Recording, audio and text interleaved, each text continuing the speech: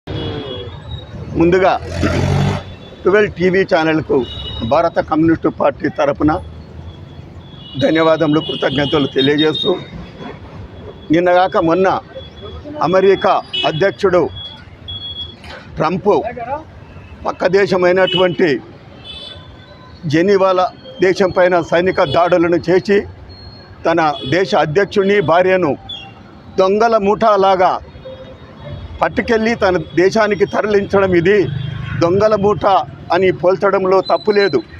అతను డ్రగ్గును, తన దేశంలో ఉన్న డ్రగ్గును మన దేశం అమెరికాకు సప్లై చేస్తున్న సాకుతోటి నిజంగా ఆ దేశంలో ఉన్నటువంటి చమురు స్థావరాలను కన్నుబడి ఈ దురాక్రమణకు పాల్పడ్డాడని భారత కమ్యూనిస్టు పార్టీ తీవ్రంగా ఖండిస్తుంది. ప్రపంచంలో శాంతిని కోల్పే శాంతి దారిలో ప్రయాణిస్తున్న ఈ తరుణంలో ట్రంప్ అనే అమెరికా సామ్రాజ్యవాదం ఒక దేశం పైన దాడులు చేసి దొంగల మూటలాగా ఆ దేశ అధ్యక్షుని, భార్యను తరలించడము, ఎత్తుకొని పోవడము, ఇది దొంగల మూట మించినటువంటి దుర్మార్గం చర్య అని భారత కమ్యూనిస్టు పార్టీ తీవ్రంగా ఖండిస్తుంది. ఇప్పటికైనా ప్రపంచ శాంతిని కోరుతూ ప్రపంచ శాంతి ఇది ఐక్యరాజ్య సమితి జోక్యం చేసుకొని ఈ ట్రంప్ చర్యలను తీవ్రంగా చర్యలు తీసుకోవాలని కోరుతున్నాము. ఈ నిన్న మొన్న జరిగినటువంటి ఈ దాడిని తీవ్రంగా ఖండిస్తూ భారత కమ్యూనిస్టు పార్టీ జాతీయ పార్టీ పిలుపు మేరకు గౌలిపుర డివిజన్ చత్రినాక చౌరస్తా వద్ద ఈరోజు అమెరికా అధ్యక్షుడి ట్రంప్ దిష్టిబొమ్మను దహనం చేయడం జరిగింది.